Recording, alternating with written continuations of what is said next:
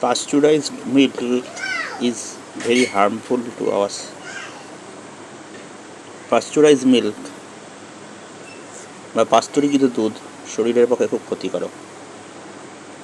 পাস্তুরিকৃত প্রক্রিয়ার ফলে গরুর বা কোনো পশুর দুধ হাই টেম্পারেচারে গরম করে আবার ঠান্ডা করা হয়, আবার হাই টেম্পারেচারে গরম করে আবার ঠান্ডা করা হয়, যেটা আমাদের আয়ুর্বেদের বিরোধী। দুধ অ্যাজ ইট ইজ খাওয়া উচিত, যেটা অ্যানিম্যাল থেকে আসে। পাস্চুরাইজ দুধ হচ্ছে এই জন্য করা হয় মার্কেট জাতীয় করার জন্য।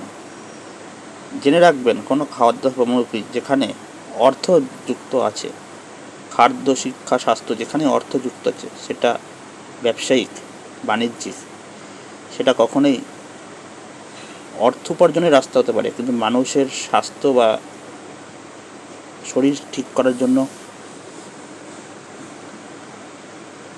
উপযুক্ত নয়।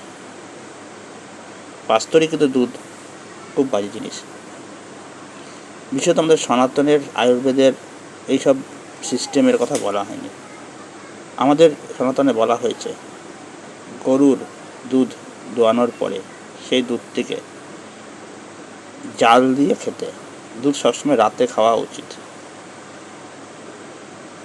দই সবসময় দুপুরে খাওয়া উচিত। কিন্তু আমরা বাণিজ্যিকরণের কবলে পড়ে প্যাকেটের যে দুধগুলো খাচ্ছি, সেটা অ্যামুল হোক, মেট্রো হোক, রেড কাউ হোক, সুধা হোক, আর বাকি যত পাস্চুরাইজ দুধ আছে, এই ফলে মানুষের শরীর বা যে কোনো জীবের শরীর খারাপ হতে পারে। কারণ পাস্তুরিকৃত দুধে ভিটামিন সি যেটা আছে ওর ভেতরে, একটা নিহিত ভিটামিন সি, সেটা নষ্ট হয়ে যায়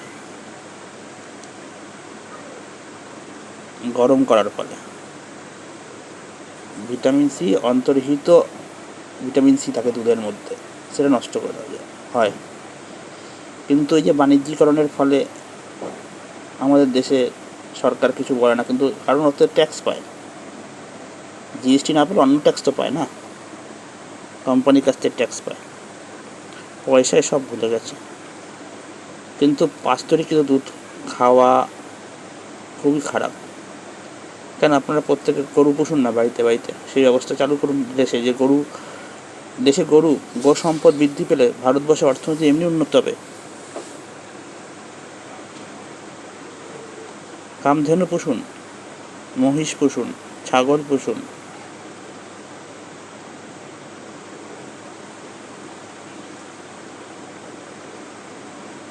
শ্রীকৃষ্ণকে গোপাল বলা হতো কেন জানেন? গরুর পাল ছিল বলে গোপাল বলা হতো। ওই তখন তো গরুর সমস্যা হতো না, এখন সমস্যা হচ্ছে কেন? এটা ভেবেচিন্তে দেখতে হবে আমাদের, তাই না? পাস্তুরিকৃত দুধ খুব খারাপ, বিশেষত মানব সমাজের জন্য তো খুবই খারাপ।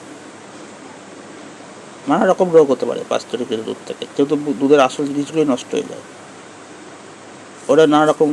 ওরা বলে বিভিন্ন হার্মফুল ব্যাকটেরিয়া নষ্ট হয়। ওদের দুধে কী হার্মফুল ব্যাকটেরিয়া হতে পারে বলুন তো? গরু আর মোষের 4টে করে পাকস্থলী থাকে, ওরা যা যা খায় ওগুলো হজম হয়ে চলে যায়। গরুরও গ্যাস হয়, জানেন তো?